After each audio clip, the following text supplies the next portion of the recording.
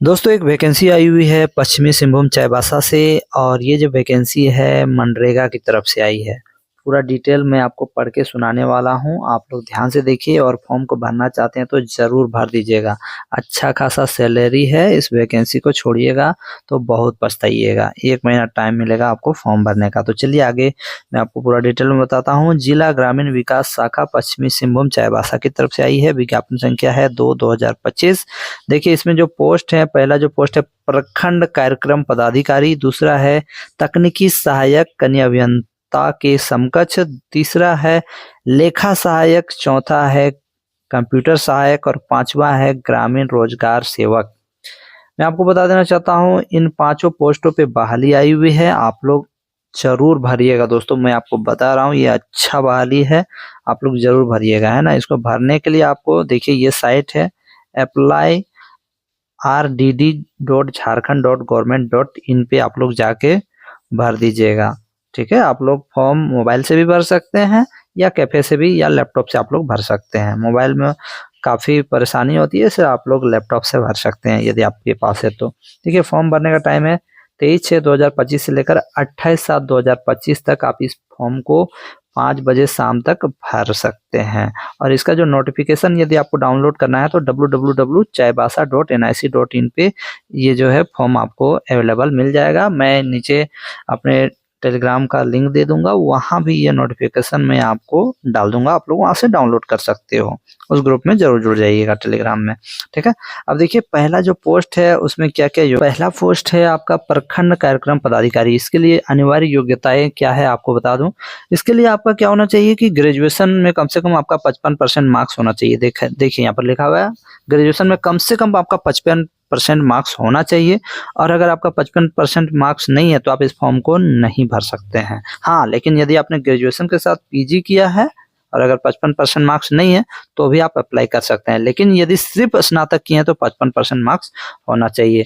और इसके साथ आपके पास अगर ये सब अतिरिक्त योग्यताएं हैं तो और अच्छा होगा, आपका सिलेक्शन आसानी से होगा। बहुत सारी योग्यताएं दी गई है जिसको मैं दे दूंगा टेलीग्राम ग्रुप में, इसको डाउनलोड करके पढ़ लीजिएगा। आपके पास जितना भी ज़्यादा सर्टिफिकेट है आपका उतना ही ज़्यादा फायदा होने वाला है। प्रखंड कार्यक्रम पदाधिकारी के लिए ये योग्यताएं रखी गई है। आगे देखिए तकनीकी सहायक यानी कन्या अभियंता के समकक्ष। इसके लिए देखिए दोस्तों आपका कम से कम आपका सिविल संकाय में डिप्लोमा होना चाहिए।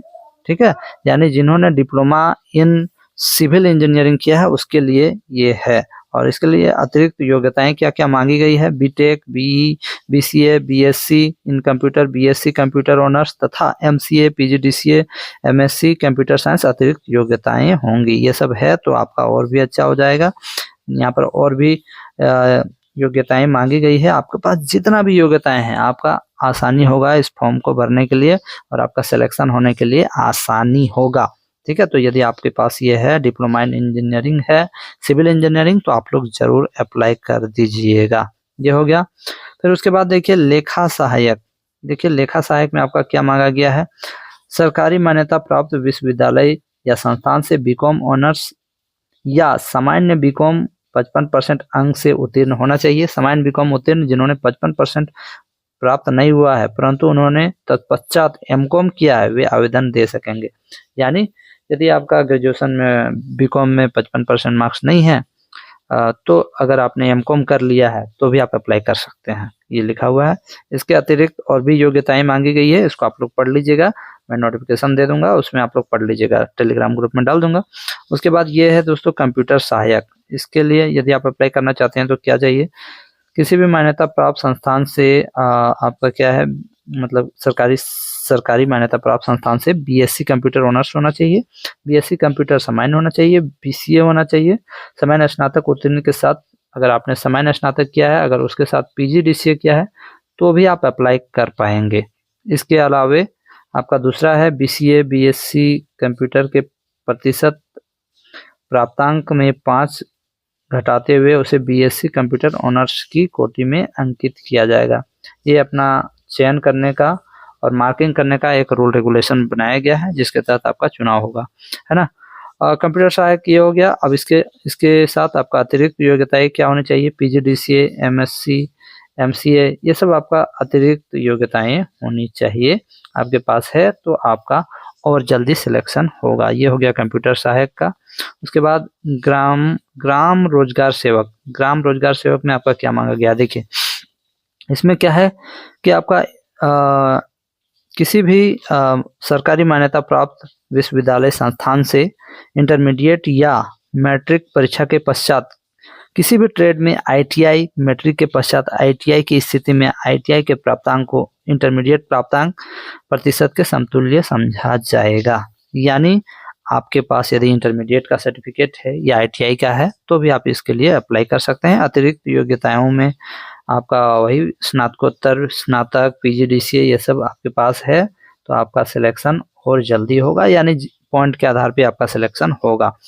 इस फॉर्म को भरने के लिए इसके लिए जो आपका उम्र की जो सीमा रखी गई है, आरक्षित अनारक्षित वर्ग में 35 वर्ष है ना, अधिकतम दिव्यांग जनों के लिए 45 वर्ष, अनुसूचित जनजाति जाति पुरुष महिला के लिए 40, न्यूनतम और अधिकतम 50 वर्ष दिव्यांग जनों के लिए।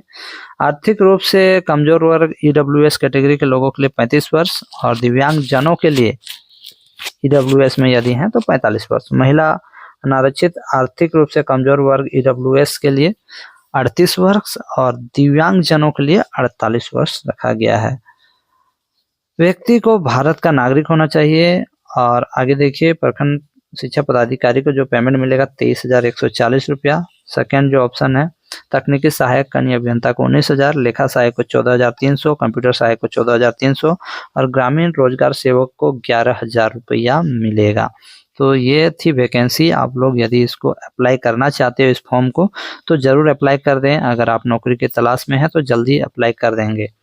इस फॉर्म को कैसे जमा करना है, आवेदक के द्वारा 23/6/2025 से लेकर 8/7/2025 तक वेबसाइट में जाके आपको ऑनलाइन आवेदन स्वीकार किया जाएगा, यानी आपको वेबसाइट में जाके इसको अप्लाई कर देना है। इसका लिंक मैं नीचे दे दूंगा, ठीक है। इसके साथ क्या क्या अपलोड करना अनिवार्य होगा, स्व हस्ताक्षरित फोटो, सरकारी मान्यता प्राप्त संस्थान से निर्गत अनिवार्य योग्यता प्रमाण पत्र ये चाहिए, सरकारी मान्यता प्राप्त संस्थान से निर्गत अतिरिक्त योग्यता प्रमाण पत्र, आरक्षण का दावा करने के लिए सक्षम पदाधिकारी द्वारा निर्गत जाति प्रमाण पत्र या दिव्यांगता प्रमाण पत्र। यदि आप दिव्यांग है तो आर्थिक रूप से कमजोर वर्ग के लिए सक्षम पदाधिकारी द्वारा निर्गत आय प्रमाण पत्र भी होना चाहिए।